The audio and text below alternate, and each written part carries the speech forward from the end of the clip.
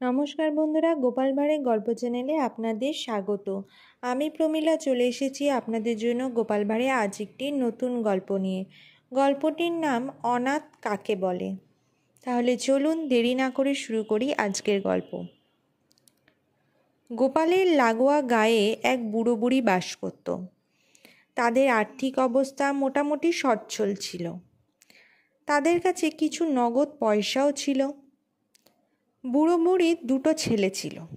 বড় ছেলেটির স্বভাব চরিত্র ভালোই ছিল, কিন্তু ছোট ছেলেটি কিছু সংখ্যক নষ্ট চরিত্রের ছেলেদের সঙ্গে মিশে সে একেবারে বোকাটে হয়ে গেছিল।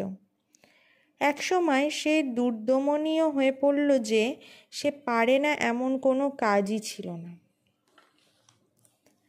ছোট ছেলেটি এক রাত্রে টাকার লোভে বুড়ো মা বাবাকে খুন করল। টাকার পুঁটুলি নিয়ে রাতের অন্ধকারেই সে বাড়ি ছেড়ে পালিয়ে যায়। বড় ভাই রাজা কৃষ্ণচন্দ্রের দরবারে ছোট ভাইয়ের বিরুদ্ধে অভিযোগ করল। রাজা কৃষ্ণচন্দ্রের আদেশে তার কর্মচারীরা খুনি ছোট ভাইটির খোঁজ করতে থাকে। বহু খোঁজাখুঁজির পর তাকে ধরতে পারে। তারা তাকে রাজদরবারে হাজির করল। রাজা কৃষ্ণচন্দ্র তার বিরুদ্ধে আনীত অভিযোগের কথা শুনে তাকে শাস্তিদান করতে যাবেন, অমনি এক প্রবীণ পরিষদ উঠে দাঁড়িয়ে বলে উঠলেন, মহারাজ, ব্যাপারটি একটু সহানুভূতির সঙ্গে বিচার বিবেচনা করুন। যে বালকটি খুনের দায়ে অভিযুক্ত, আপনি বিচার করে যাকে কঠিন শাস্তি দান করার জন্য বদ্ধপরিকর, সে বাস্তবিকই পিতৃমাতৃহারা অনাথ বালক।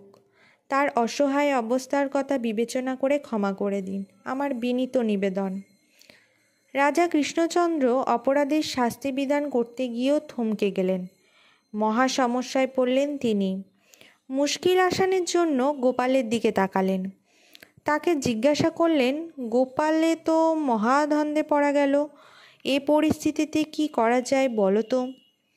গোপাল নির্দ্বিধায় বলল, মহারাজ, উচিত বিচার করা রাজার কর্তব্য। এখন প্রশ্ন হচ্ছে, আপনি কার বিচার করছেন? এমন এক বালকের বিচার আপনি করতে বসেছেন, সে বালক পিতামাতার ঋণ ভুলে তাদের স্নেহমায়া মমতার নিদারুণ অমর্যাদা করেছে। এমন অকৃতজ্ঞ ও নির্মম নিষ্ঠুর বালককে কি সত্যিই আমরা অকৃতজ্ঞ ভাবতে পারি?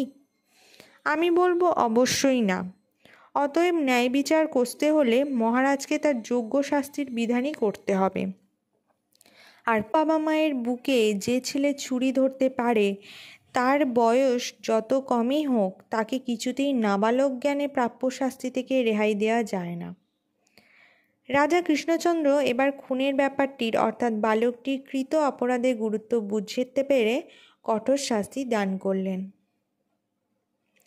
তো বন্ধুরা, এই ছিল আজকে আমাদের গল্প অনাথ কাকে বলে। গল্পটি যদি আপনাদের ভালো লেগে থাকে অবশ্যই লাইক, শেয়ার, কমেন্ট করবেন এবং চ্যানেলে যদি নতুন হয়ে থাকেন চ্যানেলটিকে সাবস্ক্রাইব করে আমার পাশে থাকবেন। ফিরে আসবো খুব তাড়াতাড়ি নতুন একটি গল্পের সাথে। ধন্যবাদ।